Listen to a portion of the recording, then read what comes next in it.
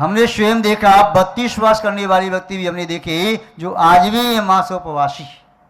आचार्य श्रीमद सागर जी महाराज मांसोपवासी रहे। 32 दिन में केवल 4 दिन लौंग का पानी लिया, कुछ नहीं लिया। 16 उपवास करने वाले लोग यदि देखेंगे पूरे भारतवर्ष में तो संख्या सैकड़ों में आराम से निकल आएगी। 10 उपवास करने वालों की संख्या हो सकता है पूरे भारतवर्ष में 1000 से ऊपर निकल आए, और 5 उपवास करने वालों की संख्या 2-5 हज़ार से ऊपर भी निकल सकती है, और 2-3 उपवास करने वाले शावकों में लाखों की तादाद में हो सकते हैं। महानुभाव, तो उपवास करना बहुत आवश्यक है। उपवास करने से जो शांति मिलती है वो ही जानता है। कोई माता बहन उपवास करती है उसे शांति मिलती है, उनके श्रीमान जी गर्म होते रहते हैं। बस जब देखो तो उपवास कर लिया, जब देखो तो उपवास कर लिया, बस बीमार पड़ जाएगी, ये होगा वो होगा।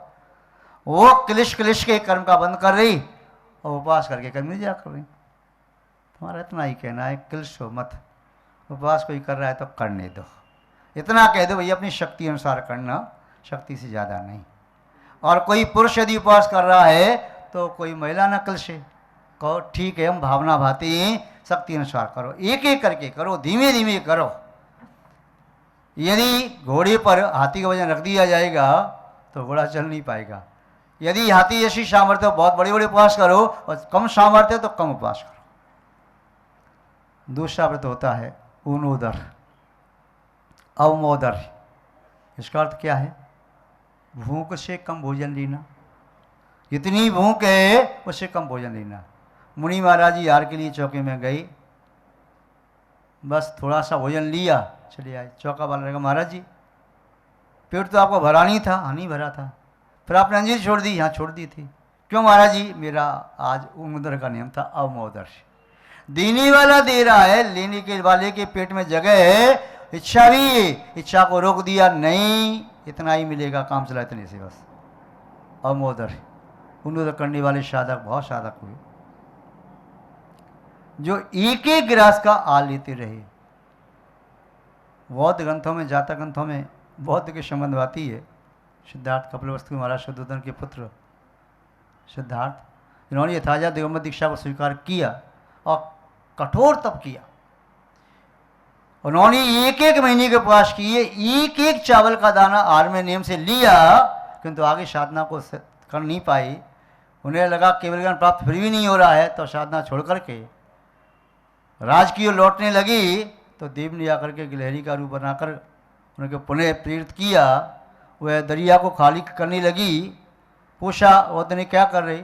कुछ नहीं उत्तर दिया। दूसरी बार तीसरी बार बोली, इस दरिया ने मेरे बच्चों को खा लिया है, मैं इसे सुखा के रहूँगी। पूंछ में पानी लेके झटकार के सूख जाएगा दरिया? बोल नहीं। फिर चाहे दरिया सूखे या न सूखे, किंतु मैं अपनी प्रतिज्ञा नहीं तोड़ सकती। मैं वह सिद्धार्थ बुद्ध नहीं जो गृह त्याग करके दीक्षा लेकर के अब पुनः घर लौटना चाहता है। उसे लगा मुझे घर नहीं लौटना है, पुनः दीक्षा छोड़ी नहीं, मध्यम मार्ग की स्थापना कर दी। वैदिक परंपरा के मार्ग से मुक्ति नहीं ये जान लिया, और जैन मार्ग की साधना में कर नहीं सकता ये जान लिया, तो मध्यम मार्ग का सहारा ले लिया। उन्होंने तपस्या की। अपनी जैन दर्शन के साधु भी ऐसे कई साधु जो भिक्षु की प्रतिमा पालते हैं, 12 प्रतिमा, उसमें दिया 1 गिलास का आहार करना, 1 महीने में 100 गुना उत्कृष्ट आहार करना। तो ऐसी तपस्या करने वाले साधक भी पहले थे, और आज भी ऐसे कई साधक। एक महाराज थे वृषभ सागर, जिनकी उम्र 111 वर्ष की, उनकी समाधि हुई थी। 1 गिलास ही आहार में लेते थे, केवल 1 गिलास। एक बार अंजलि में गिलास दे दिया और इस साधकों ने वर्षों तक की। ऐसे साधक रहे। उन साधकों का नाम लेने में हमें आनंद की अनुभूति हो रही है। उन साधकों का नाम लेने में ऐसी साधना करने वाले थे। आदिशंकर महाराज के बारे में सुनने में आता है, वो 7 दिन में एक बार आहार भी लेते थे ना। तो एक ही वस्तु का आहार, चौके में जो वस्तु दिखाई दी, जो वस्तु कम है, बादाम तो बादाम 7 दिन 1 दिन लेना उतना, काजू तो काजू, किशमिश तो किशमिश, मुनक्का तो मुनक्का, आम तो आम। जो एक चीज लगा के चीज कम है वही आहार में लेना है। तो ऐसी तपस्या करने वाले साधक भी हुए। अपनी आत्म शक्ति को प्रकट करने के लिए पुद्गल की शक्ति से आत्मिक शक्ति बढ़ाना नहीं चाहती, पुद्गल की शक्ति कम दे करके आत्मिक शक्ति प्रकट करना चाहते। महान भाव। तो ऐसे उन्नत करने वाली भी बहुत साधक अपनियाँ हुई। इसके साथ साथ अगला है वृत्ति पर संख्यान। वृत्ति पर संख्यान में क्या है? नियम लेकर के हार के लिए निकलना। मुनि महाराज प्रतिज्ञा लेके जा रहे। आचार्य सुधम सागर महाराज के बारे में आता है, जो सुधम सागर जी महाराज शांत सागर के शिष्य। पहले आचार्य शांत सागर महाराज की बात ही बता दें। आचार्य शांत सागर महाराज के बारे में सुना है कि कटनी में थे। कहाँ थे? उन्होंने कोई ऐसी प्रतिज्ञा ली, कठिन प्रतिज्ञा। क्या प्रतिज्ञा ले ली? बैल के सिंग पर गुड़ लगा हो है, गुड़ लगा हुआ हो, तो प्रतिज्ञा ले ली। अब उन्होंने चक्कर लगा लिया, किंतु प्रतिज्ञा नहीं मिली। कई दिन हो गए। तो संयोग की बात, कोई बैलगाड़ी जा रही थी, उसमें गुड़ के पहले भेला रखे रहते थे। एक सांड दौड़ता हुआ आया, उसने उसमें यूँ सींग मारा और गुड़ उसके सींग पर लग गया। वो दर्शी सामने से दौड़ता हुआ आ रहा था, हमारे दर्शी जा रहे थे, बैल के सींग पर गुड़ दिखाई दिया, वहीं पड़क गए। लोगों ने पूछा, महाराज यही वस्तुएं लेकर के हम डेली खड़े होते पड़गाने के लिए, तब आप पड़ गए नहीं, आज पड़क गए, क्या बात है? महाराज ने कहा, आपके हाथ की वस्तुओं से मैं नहीं मेरा पड़गान हुआ, मेरा नियम तो कुछ और था। क्या था महाराज? और गो बस गाय के बैल के सींग पर गुड़ दिखाई दी, तो वह सांड सामने से आ रहा था, उसके सींग पर मुझे गुड़ दिखाई दिया, तो ये मेरा नियम पूरा हो गया। एक नियम और बताते हैं ऐसे ही। अब किन महाराज ने लिया ये तो मुझे ज्ञात नहीं। बैल के सींग पर सरसों का पेड़ संभव है क्या? नहीं। किंतु किसी गांव देहात की बात, ऐसे ही यह विधि मिलती है, पुण्य का उदय होता है तो असंभव भी संभव हो जाता है। और हुआ ये कि दीपावली के आसपास की बात थी।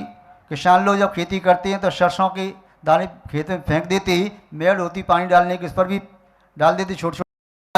संयोग से सांड आया, उसने उसमें अपना सींग लगाया, सींग पर थोड़ी मिट्टी चिपकी रह गई, उसमें एक सरसों का पेड़ चिपका रह गया। संयोग कैसे मिलता है? महाराज हार के लिए जा रही, बैल सामने से आया, पड़गान हो गया। इंदौर में प्रतिज्ञा ली आचार्य संसार महाराज जी ने कि जमीन पर हीरे मोती बिखरे पड़े होंगे, नाना प्रकार की जवाहरात जमीन पर बिखरी पड़ी होगी, ये मैं देख करके तब हार के लिए तब हार ग्रहण करूंगा। और जमीन पर हीरे मोती कौन बिखराएगा? ये सच्चे हीरे मोती, नकली भी नहीं, सच्चे होना चाहिए। उपवास उनके कई हुए, सर श्री गोमचंद आदि के यहाँ चौका लगा, सैकड़ों चौके लगे, पड़गान नहीं हुआ। उनकी पुत्री का विवाह कुछ दिन पहले ही हुआ था, वह भी सुन करके हार देने के लिए आई, पड़गाने के लिए खड़ी हुई और पूरी आभूषण पहन के खड़ी थी। भीड़ भाड़ में, धक्का मुक्की में सब प्रकार की विधि मिला ली, कुछ विधि नहीं मिल रही। सबका उत्साह है, जैन और अजैन सबका। उसके गले का हाथ टूटा, जमीन पर पड़ा, उसमें जड़े हुए हीरे मोती जमीन पर बिखर गए। महाराज सामने आते ही महाराज खड़े रह गए, पड़गान किया, हार हुआ। लोग कहने लगे, महाराज जी बड़े बड़े व्यक्तियों के हार करने जाते हैं, गरीबों के यहाँ नहीं जाते। भैया गरीब अमीर का तो कोई भेद नहीं, विधि ऐसी थी। क्या विधि थी? हीरे मोती ऐसे, तो अमीर क्या मिलेंगे? तो भैया मेरी तो विधि थी, चाहे अमीर हो या गरीब हो, विधि कहीं भी मिल सकती है। तो महानुभाव ऐसी प्रतिज्ञा करने वाले संत हुए। और भी कई प्रकार की प्रतिज्ञा। भीम मुनि महाराज के बारे में सुनने में आता है श्रुति में कि बहुत तपस्या करने वाले रहे। उन्होंने दीक्षा ली, उनके बारे में एक बात ये भी आती है कि उनका आहार बहुत अच्छा था, डाइट बहुत अच्छी थी, परंतु वह भी अटपटी प्रतिज्ञा लेकर के हार के निकलते, नाना प्रकार के पास भी किए। एक बार कोई प्रतिज्ञा ली कि भाले से कोई पड़गान करेगा, भाले की नोक से हार देगा तभी हार लेंगे। तो राजमहल में जो स्वर्ण की भाली आदि थी, उससे महारानी ने पड़गान किया, उससे हार दिया तो हार हुआ। ये पढ़ने में नहीं, सुनने में आया। किंतु कहना इतना चाहते हैं, वह वृत्ति पर संख्यान का आशय मुनि महाराज नियम ले सकते हैं। इस गली में हार मिलेगा तो हार करूँगा, इस गली में मिलेगा पूर्व पश्चिम उत्तर दक्षिण, या एक घर या 4 घर 10 घर 15 घर तक हार मिलेगा तो हार करूँगा। तो ऐसी प्रतिज्ञा, यह वृत्ति पर शंका से मैं हार में आज वस्तुएं अमुक लूँगा, 2 वस्तु 4 वस्तु 6 वस्तु, ऐसे भी नियम ले सकते हैं। तो ये सब वृत्ति पर शंका कहलाता है। रस पर त्याग, रस पर त्याग आशय रसों का त्याग कर देना। एक रस का त्याग आजीवन, या 2 रस का आजीवन त्याग, या 3 रस का आजीवन त्याग, 4 रस का आजीवन त्याग, 5 रस का, 6 रस का, या कभी कभी त्याग, ये रस पर त्याग है। आज भी ऐसे कई साधक हैं जिनका 6 रसों का त्याग चल रहा है आजीवन के लिए। आज भी ऐसे साधक हैं कि 5 रस का, 4 रस का त्याग चल रहा है। तो साधना करने वाले हैं, वे स्तुत्य हैं, वंदनीय हैं। रस पर त्याग के बाद विविक्ति शय्यासन। विविक्ति शय्यासन यानी एकांत में साधना करना। जंगल में, गुफा में, कंदरा में, पहाड़ की चोटी पर साधना कर रहे, ऐसी साधना करने वाले अनेक ऋषि मुनि अनगार बदंत हुए, जिन्होंने साधना के बल से अवधि ज्ञान, मन प्रज्ञान, केवल ज्ञान को प्राप्त किया, कर्मों को नाश किया। बाहुली भगवान ने भी, मुनि महाराज ने एकांत में 1 साल तक तपस्या करते रहे। ऐसे एक नहीं अनेकों मुनिराज के उदाहरण आती है। तो उन्होंने ऐसी तपस्या की। काय क्लेश माने शरीर को जानबूझ के कष्ट देना। धर्म घोष नाम के मुनि महाराज पत्थर की गर्म शिला पर जाकर के तपस्या करते थे। उस तपस्या को किसी ने गर्म कर दिया, दुष्ट ने। महाराज को मालूम था, किंतु उसी बैठ गए और उन्हें केवल ज्ञान की प्राप्ति हो गई। धर्म घोष मुनि के तन में अग्नि भी न जागी। अन्य अन्य प्रकार की तपस्या करने वाले भी साधक रहे। तो ये 6 प्रकार का बहिरंग तप और 6 प्रकार का अंतरंग तप है। प्रायश्चित, अपनी द्वारा कोई भी अपराध होता है उसे स्वीकार करो, गुरु के सामने पहुंच करके यथावत बालक की तरह से कह दो, अपने चित्त की शुद्धि कर लो। दोष होना बड़ी बात नहीं है, दोष होना सामान्य अपराध है, किंतु दोष को छुपा लेना महाअपराध है। प्रायश्चित न लेना महाअपराध है। विनय, गुणों को प्राप्त करने के लिए विनय करते रहो। प्रायश्चित के बारे में देखो, सुमंत और मुनिराज नीचे आ गए, प्रायश्चित लेके फिर अपना कल्याण किया। विष्णु का मुनि महाराज नीचे आए, फिर कल्याण किया। मागनंदी मुनि नीचे आई, पद से फिर अपना कल्याण किया। ऐसे कई उदाहरण हैं। किसी कारण से कोई नीचे भी आया, फिर द्वारा अपना कल्याण किया, प्रायश्चित लेकर के शुद्धि की। विनय महाधार है जो प्राणी, शिवबंता की शकी बखानी। विड़ियो मुख द्वारम, विनय मोक्ष का द्वार है। गुणों को ग्रहण करने की चुंबक है। विड़ियो गुण आगारो, विनय गुण का आगार है। तो विनय करने वाली तपस्वी साधक जितनी तपस्या करते जाते हैं, उनका चित्त सरल सहज हो जाता है, उतने ही विनम्र हो जाते हैं। प्रायश्चित विनय वही आवृत्ति। विनय में अपन चंद्रगुप्त के बारे में जान सकते हैं। चंद्रगुप्त विनयशील रहे अपने गुरु भद्रवाह स्वामी के प्रति। उन्होंने पद की आकांक्षा नहीं की, स्पष्ट मना कर दिया मुझे पद नहीं चाहिए। विशाखाचार्य को पद दिया, उन्होंने समाधि कराई, वहीं चरणों में रहे। महानुभाव अन्य साधक भी विनय के संबंध में उनके नाम उल्लेखनीय हैं, जिन्होंने अपने गुरुओं के प्रति विनय का भाव रखा और उस विनय के माध्यम से आत्मनिधि को प्राप्त किया और बाह्य जगत में यश, कीर्ति एवं पूजा प्रतिष्ठा को प्राप्त किया। प्रायश्चित विनय वैयावृत्ति करने वाले कितने हैं। जीव के वेद ने वैयावृत्ति की। बाहुली बने। कामदेव जो बनते हैं, उन्होंने पूर्व में वैयावृत्ति की, से कामदेव बने, बचन दर्शन प्राप्त किया। अन्य चक्रवर्ती राजा महाराजा है और भी महापुरुष, उन्होंने पूर्व में वैयावृत्ति की। सुभग नाम का ग्वाला देखो, एक रात्रि भर वैयावृत्ति की मुनि महाराज की, आज जला करके तपाता रहा सर्दी के समय में। वही सुभग नाम का ग्वाला अगले भव से सुदर्शन सेठ बन करके मोक्ष प्राप्त कर लिए। वैयावृत्ति बहुत बड़ा तप है। यहाँ पर भी लोग वैयावृत्ति में शाम को 8:30 बजे आते हैं मुनि मारी वैयावृत्ति करने के लिए, वे पुण्य लाभ लेते। प्रायश्चित विनय वैया स्वाध्याय 5 प्रकार का, वासना, प्रश्न, अपेक्षा, आमना, धर्मोपदेश। स्वस्मयी हिताय अध्ययनम स्वाध्याय अथवा स्वस्य हिताय अध्ययनम स्वाध्याय। आत्मा का हित करने के लिए वह स्वाध्याय किया जाता है, अध्ययन किया जाता है। यह आत्मा का हित हो वह स्वाध्याय है। वासना प्रक्षणा के साथ बीच में अपेक्षा है, मध्य दीपक है, आमना पे धर्मोपदेश। ये चिंतन जो विशुद्धि को बढ़ाने वाला है और चित्त को स्थिर करने वाला है। प्रायश्चित विनय वैया स्वाध्याय। व्युत्सर्ग कायसर्ग करना।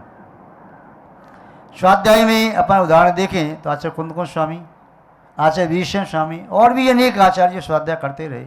शिवभूति मुनि महाराज, यम नाम के मुनि महाराज, उन्होंने स्वाध्याय के माध्यम से ज्ञान की वृद्धि की, केवल ज्ञानता को प्राप्त कर ली। उस कायसर्ग, कायशा करने वाले मुनिराज कायशा करते करते केवली बन गए, कायशा करते करते अवधि ज्ञानी मन पे ज्ञानी बन गए, कायशा करते करते अनेकों रिद्धियों की प्राप्ति हो गई। और पुनः ध्यान, ध्यान के शोले भेद होते हैं। ध्यान में चित्त की एकाग्रता, आर्त रौद्र ध्यान संसार का कारण है, धर्म ध्यान शुक्ल ध्यान मोक्ष का कारण है। ये ध्यान भी अंतिम अंतरंग तप है, उत्कृष्ट तप है, जिसके माध्यम से कर्मों का बहुत दहन होता है। तप चाहे सुर राय, कर्म शिखर को वज्र है, द्वादश विधि सुखदाय, क्यों न करे निशकत सम। तप चाहे सुर राय, जो सुर राय, सुरों के देवों के भी राजा यानी देवाधिपति देवराज सौदमिंद्र है, वह भी तप चाहता है।